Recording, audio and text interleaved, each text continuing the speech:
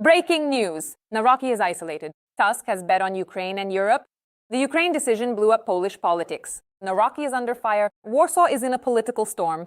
The battle for power has begun. Tusk is seizing the initiative. Ukraine's president did the unexpected. The Gdansk conference set everything straight. Polish elites stood up for Ukraine. A political explosion in Poland has begun. Zelensky and Tusk outplayed everyone. I'll share all the details in a moment. Greetings. This is Ukraine Today, Victoria Perepelizia with the latest. The political storm in Poland is gaining momentum. Tusk bets on Ukraine and pulls ahead, while Nawrocki's team loses support and takes painful reputational hits. Moreover, the country's president isn't even invited to the Ukraine Recovery Conference held in Gdansk. As they say, the next election begins as soon as the last polling stations close. But the biggest peak of the start is the year before the election. Headquarters are set up, processes are launched, and so on. So passions within Poland over the Ukrainian issue are heating up. Polish Prime Minister Donald Tusk stated he's aware of the complex relations with Ukraine but won't fuel this tension further. After all, it's in Warsaw's interest to build good relations with Kyiv. Regardless of what polls and public opinion research say, and considering strategic security and Poland's interests, I will in no way contribute to fueling this tension. Tusk also emphasized that it's in both countries' interest to continue cooperation, starting with the agreement signed in Gdansk. According to the head of government, in Polish-Ukrainian affairs, both sides must know that they should be decent. Building good relations is not just a show of decency in difficult times during a war, but it also pays off. Notably, Tusk opened an international meeting in Gdansk on Ukraine's recovery, calling it part of a great mission to unite Europe. We face a great mission, the full unification of Europe in the face of aggression. This unity and solidarity in my native Gdansk is filled with history, and I'm very proud that you're all here, prime ministers, presidents, and managers. And for 2 days you will be preparing this major project for the recovery of Ukraine. The Polish PM recalled the tragic yet inspiring history of Gdansk itself, a city completely destroyed during World War II and rebuilt from scratch. Gdansk was completely razed to the ground. It was here that the worst event in the world and in Europe took place. The first shots of World War II were fired right here. I invited you all to show how the miracle of recreation happens when people are determined to do incredible things. Gdansk has become the greatest example of reconstruction. And not just in an architectural sense, and it will be the same with Ukraine. Concluding his speech, Tusk called for unity among Poles, Ukrainians, and their European partners. Remember, Poles and Ukrainians and our friends in Europe can rebuild our common future if we open our hearts. And this could become our new Gdansk. When we are together, we can defeat all evil. As a reminder, the Ukraine Recovery Conference is taking place against a backdrop of tension in Polish-Ukrainian relations. The reason was the recent decision by Karol Nawrocki to strip Volodymyr Zelensky of the Order of the White Eagle due to naming a Ukrainian Special Forces unit after UPA heroes. President Zelensky returned the award to the President of Poland, sending it via Nowa Poczta. Later, the head of the President's office, Kirylo Budanov, Foreign Minister Andriy Sybiha, and Ukraine's ambassador to Poland, Wasyl Bodnar, also returned awards received from Poland. Notably, while the Polish authorities tried to strike a symbolic blow against Zelensky, a part of Polish society decided to respond with its own very telling gesture. A group of Polish civic activists announced their intention to present the President of Ukraine and the entire Ukrainian people with their own award. Representatives of Poland's civil society openly opposed Karol Nawrocki's decision and stated that the current political dispute increasingly resembles playing into the Kremlin's hands.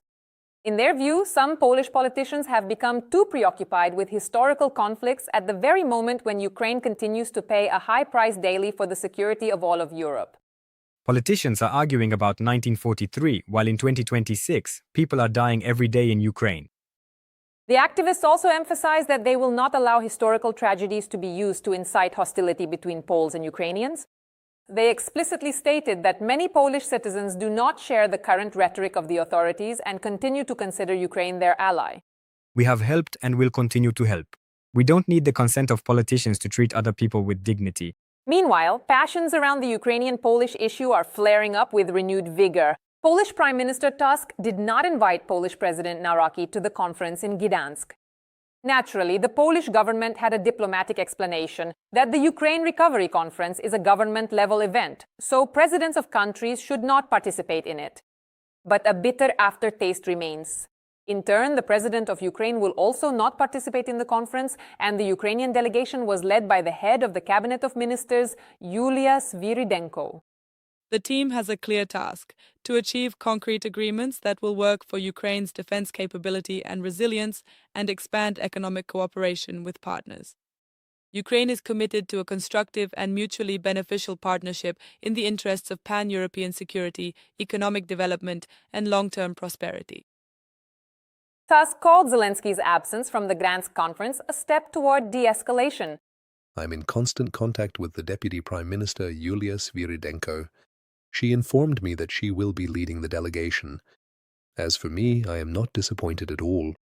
In my opinion, this means perhaps an even more skillful conduct of the conference without unnecessary tension, and I see it as a gesture of de-escalating the tension. While some politicians continue to argue about symbols, awards, and historical grievances in Gdansk, contracts worth billions of dollars are being discussed for the restoration of energy, infrastructure, and the economy.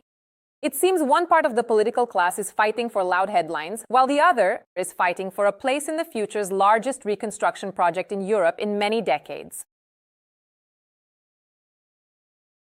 The Kremlin was clearly counting on a completely different scenario. For years, they waited for the West to tire of Ukraine, for allies to start quarreling among themselves, and for support to gradually fade away. But the partners' recent decisions have been a real cold shower for Moscow. Instead of fatigue, new billions of dollars in aid; instead of a split, even greater support; instead of Ukraine's isolation, integration with the West. What exactly shocked Moscow after the new Ramstein, and why in Europe they increasingly speak of Ukraine as one of the key factors for the continent's security? We will tell you next. The Kremlin expected the West to get tired of Ukraine. Well, exactly the opposite happened. Ramstein shocked everyone. While Russian propaganda has been telling tales for years about a NATO split, European fatigue, and the inevitable end of aid, Ukraine's allies have just put another $4 billion of military support on the table. And the most unpleasant thing for Moscow is that the money is going exactly to those areas that have recently been causing the Russian army the most problems. The strongest blow to the Kremlin's dreams is related to the sky. Almost $1 billion will be directed to the Pearl program, which provides Ukraine with missiles for Patriot systems. The largest contributions are made by Germany, Norway, the Netherlands, and Sweden. But that's not all. Separately, Berlin is allocating an additional $200 million through the Jumpstart mechanism for long-term purchases of Patriot missiles. That is, the partners are already thinking not only about today's attacks, but also about future years of protecting the Ukrainian sky. For the Kremlin, this means a very unpleasant prospect, spending more and more missiles on strikes that increasingly end in nothing. The package for long-range artillery looks no less significant. About $540 million will go toward the purchase of extended-range ammunition. Here, Norway, Denmark, Spain, Lithuania, and Luxembourg play a key role. And this is already a direct blow to Russian logistics, warehouses, and command posts, which are finding it increasingly difficult to feel safe even far from the front line. But the real star of the new Ramstein was once again Ukrainian drones. Partners are allocating more than $1 billion for unmanned systems. Great Britain will fund the purchase of 150,000 Ukrainian drones at once. The Netherlands is investing in cruise missile drones for the defense forces. Norway supports the purchase of naval drones, which have already turned the Black Sea into a zone of constant anxiety for the Russian fleet. In fact, the world is increasingly investing in the very weapons that have today become the main symbol of Ukraine's technological advantage. And this is perhaps the most important signal. If at the start of the war Ukraine asked partners for help, today partners are increasingly investing in Ukrainian developments. Moreover, Ukraine and Germany have already agreed on developing an anti-ballistic program and joint production of modern interceptor missiles. That is, it's no longer just about arms supplies, but about forming a joint defense industry of the future. It turns out to be quite an ironic picture. Putin started this war to weaken Ukraine and distance it from the West, but in the end, Ukraine gets new billions, new production, new technologies, and ever deeper integration with the world's most powerful states. And the longer the Kremlin tries to exhaust Ukraine, the more resources, money, and opportunities ultimately work in its favor. It seems that the time Moscow was counting on so much is increasingly playing for a completely different team. And it seems that Brussels has finally understood the main thing. Ukraine didn't just hold out, it has become one of the most powerful military forces in Europe. After a record-long meeting with Ukraine's participation, President Volodymyr Zelensky voiced a conclusion that just a few years ago would have seemed like science fiction to many. According to him, today partners no longer argue about whether Ukraine is capable of winning. They proceed from the fact that Ukraine is a key element of the security of the entire continent. This is the longest meeting with Ukraine's participation in our history and a truly very important one. The main conclusions of all partners: Ukraine is strong. Everyone recognizes this absolutely. It is especially telling that practically all decisions of the latest Ramstein coincide with Ukrainian priorities: air defense, Patriot missiles, long-range weapons, drones, army funding, and the development of its own defense production. One gets the impression that the West is no longer just helping Ukraine, but is gradually rebuilding its defense policy around the experience of the Ukrainian war. And this is already a completely different level of partnership. Such signals sound no less painful for the Kremlin. While Russian propaganda has for years tried to convince the world that Ukraine is about to be exhausted, Europe speaks of new missile production programs, joint defense projects, and long-term funding for Ukrainian defense. Moreover, Zelensky explicitly emphasized that partners are increasingly understanding the Kremlin's true intentions. Putin wants everything of ours to burn, and he is a madman. The partners feel this. Ukraine is ready for negotiations with him, despite this. Separately, the president drew attention to another problem that Moscow would prefer not to remember. According to him, Putin fears not only defeat, but also the consequences of the war's end for himself personally. After all, hundreds of thousands of people who have been to the front will sooner or later return home, and for the Kremlin system, this could become no less of a threat than any sanctions or military failures. Certainly, Putin is afraid of his army returning home, which is why he is so afraid of the war ending without a victory. There will be no victory. But perhaps another statement by Zelensky resonated most loudly, and it explains a lot about the current reaction of Western partners. Ukraine today is de facto the second army of NATO, which is not inferior to the second army in the world. Just a few years ago, the Kremlin dreamed of preventing Ukraine's rapprochement with the West. Today, Ukraine receives billions of dollars in aid, moving towards membership in the EU, and is becoming more and more integrated into the European security system. It turns out to be quite ironic. The longer Putin tries to return Ukraine to the orbit of the old empire, the faster it becomes an integral part of a new European future. And it seems that this is exactly what constitutes one of the Kremlin's biggest strategic failures today.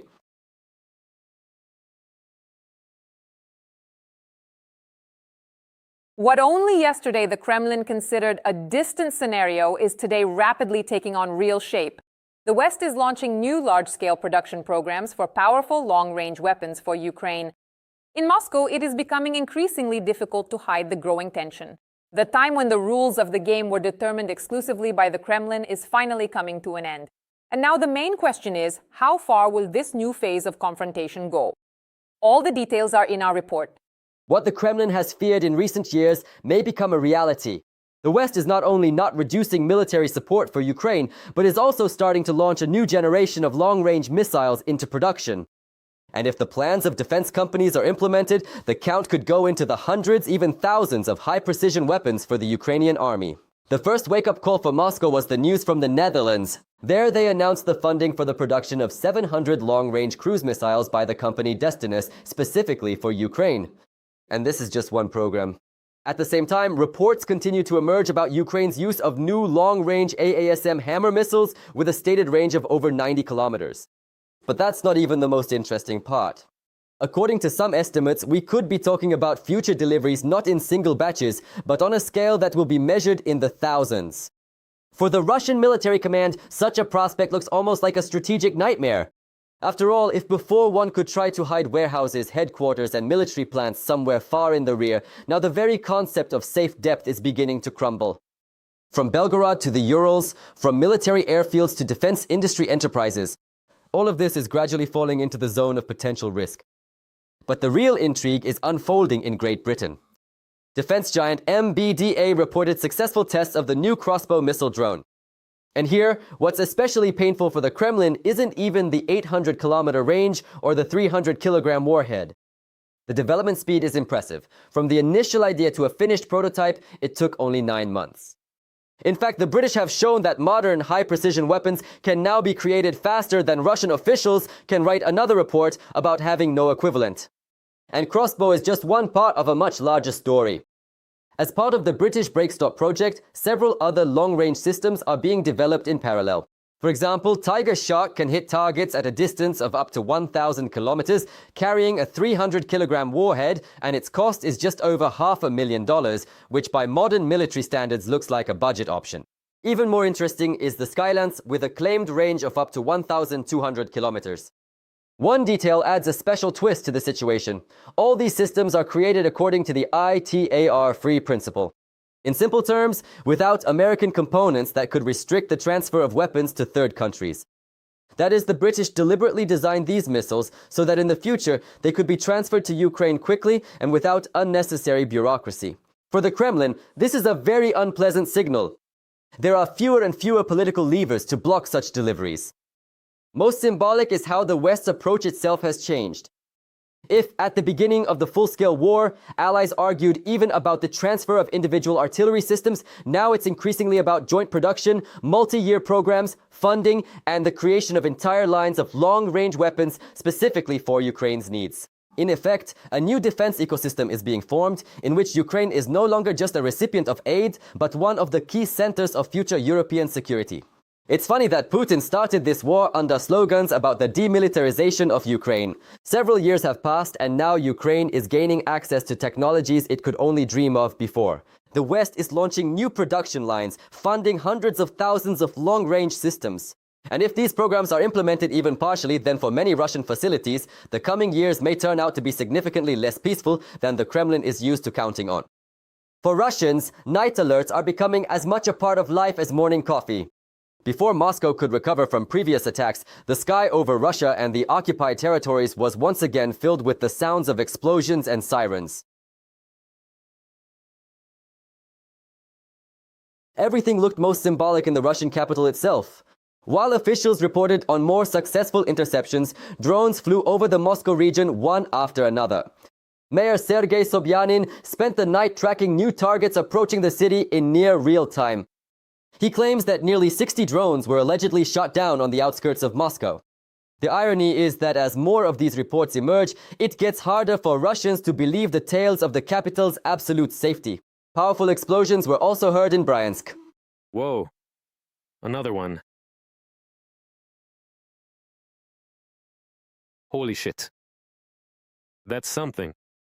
According to local sources, railway infrastructure was hit, a key artery used to supply Russian military logistics. This is a very sore subject for the Kremlin because while generals dream of new offensives, more rear facilities must worry about survival rather than cargo. It was just as heated in occupied Crimea. Explosions there rang out in several districts of the peninsula at once. The Tavricheskaya power plant near Simferopol drew special attention, a key energy site Russia built as a symbol of Crimea's final integration into its system. Now, this symbol is frequently in the news due to damage, fires, and the aftermath of various attacks. Following previous strikes, burnt structures, holes, and serious damage had already been documented there. Events in Armyansk took an even more interesting turn. Preliminary reports say the strike hit the FSB border service building located near the railway station. A fire broke out after the blasts, and witnesses reported subsequent secondary detonations. When security force facilities start blowing up, even the most loyal fans of Kremlin TV shows start asking very awkward questions about the defense system's effectiveness. Reports of explosions also came in from Donetsk and Berdyansk.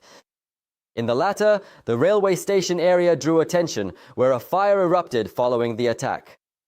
This once again shows a simple trend. The geography of strikes is expanding, while the list of sites the Russian authorities deemed safe is shrinking fast. Okay, yeah, and what? Am I gonna get any sleep today or not?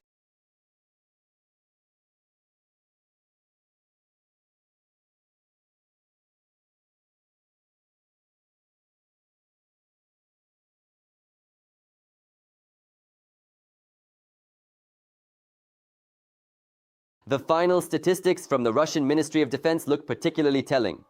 They claimed that 301 Ukrainian drones were allegedly shot down in a single night. And here, a rather uncomfortable paradox arises. If the threat is truly so massive that they must report hundreds of targets across dozens of regions, then Russia is admitting the air war is now far beyond the front. While Kremlin officials continue to talk about controlling the situation, Russian regions are increasingly waking up not to alarm clocks, but to explosions. And it seems that for many residents of Russia, this is becoming a new, quite unpleasant reality. Another unpleasant surprise has been prepared for Putin. NATO is moving to a new level of support for Ukraine and is preparing a decision that could seriously change the situation at the front. We are talking about a colossal military aid package worth 70 billion euros. What has the alliance planned, and what role will Trump and Zelensky play in this? We'll tell you more. European NATO allies must send a clear signal of support to Ukraine during the alliance summit in Ankara on July 7th and 8th. German Chancellor Friedrich Merz stated this after a meeting of the E5 leaders in Berlin. Merz outlined 5 key messages that European countries plan to voice at the summit. They include developing the alliance's European pillar, strengthening transatlantic cooperation, commitments to funding Ukraine, supporting Kyiv, and approving negotiations with Iran. We want to send a powerful signal of support for Ukraine in Ankara. The German government suggests that we, as European NATO allies, take on firm financial commitments to Kyiv. The message to Russia is that Ukraine remains strong. Support from Europe is not weakening. After the G7 summit in Evian, it can be added that in transatlantic terms, we are more united than ever in a long time. We hope that Moscow will draw conclusions from this. It's time to start peace negotiations. The NATO summit in Ankara will be the 36th official meeting of the heads of state and government of the North Atlantic Alliance member countries. In addition to the 32 member countries of the alliance, NATO Secretary General Mark Rutte invited 10 more non-bloc states to the summit, including Ukraine, Australia, New Zealand, South Korea, Japan, and the Gulf countries. For Kyiv, critical issues of air defense funding and the establishment of long-term security guarantees from allies will be decided. The alliance plans to officially announce a major new commitment to military funding for Ukraine, of which about 30 billion euros will be provided through European Union loans. More than 4 years after Russia's full-scale invasion, allies are struggling to secure support for Ukraine. The discussion has taken on new relevance as many experts argue that Kyiv is tipping the scales of the war in its favor. NATO countries are considering allocating 70 billion euros in new military funds to Ukraine, which will be unveiled at the Alliance Summit in Ankara. From an article in Politico, European countries are increasingly realizing that supporting Ukraine is not only an act of solidarity, but also a matter of their own security. If Europe seeks to protect its borders and strengthen its defense capabilities without excessive dependence on the United States, it needs Ukraine just as much as Ukraine needs European aid. The Allies intend to solidify a common position regarding Ukraine. This was stated by French President Emmanuel Macron. They must also solidify decisions regarding Russian oil and gas and continue the sanctions pressure on Russia. We are in a moment of reconvergence. We are in a moment of new convergence between Europeans and Americans. And the sequence started at the G7 in Evian, which continued at the European Council last week, must continue at the NATO summit in Ankara, and then within the coalition of the willing to support Ukraine and security guarantees, which we will convene on July 13th. US President Donald Trump has confirmed his participation in the NATO summit. Earlier, Secretary of State Marco Rubio stated that the Trump administration does not intend to leave the bloc, but will not back down from the demand for significant reforms. This refers to increasing defense spending by the alliance's member countries. So I think the next meeting of NATO in Turkey in July will likely be the most important meeting in NATO's history because there are some issues here that need to be clarified. European leaders also noted the need to strengthen the alliance's European wing and increase defense spending. In their view, this will help make the transatlantic partnership more balanced. Ukraine hopes to sign new bilateral defense agreements with key allies right on the sidelines of the summit to solidify support until the moment of official entry into the alliance. Victoria Shisyukina for Freedom TV channel. And what do you think about the latest events? We look forward to your comments. More to come. Stay informed about the main things and don't forget to like. Peaceful skies above your head.